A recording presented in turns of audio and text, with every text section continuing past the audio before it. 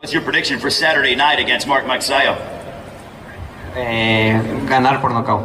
Win by knockout. Whoa, he's Meanwhile,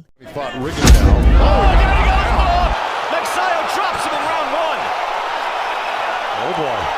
There since about the third round. Big right hand. Down goes Ceja. And Mark Magsayo has...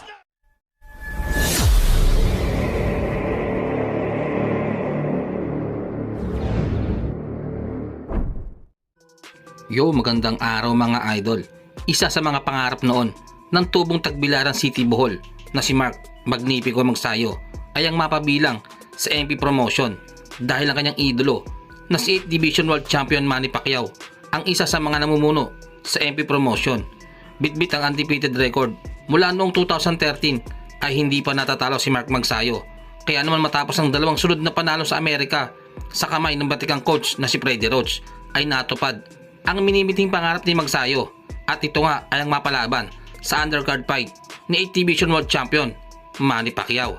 Dito ay babanggain ni Magsayo ang isang tigasin at knockout artist ng bansang Mexico na si Julio Ceja.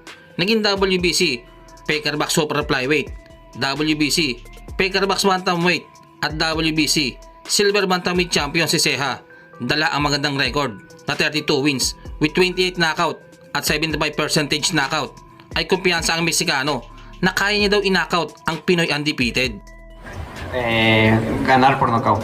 Win by knockout. whoa, he's predicting a knockout victory over Mark Magsayo. Taong 2013 nang unang lumaban si Ceja sa isang world title kontra kay Jamie McDonnell.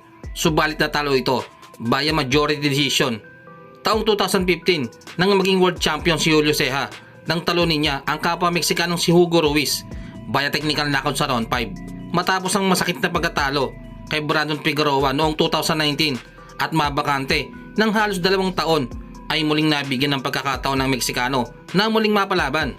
Bagamat non-title fight, ang mananalo naman dito ay mabibigyan ng pagkakataon na mapalaban sa isang world title.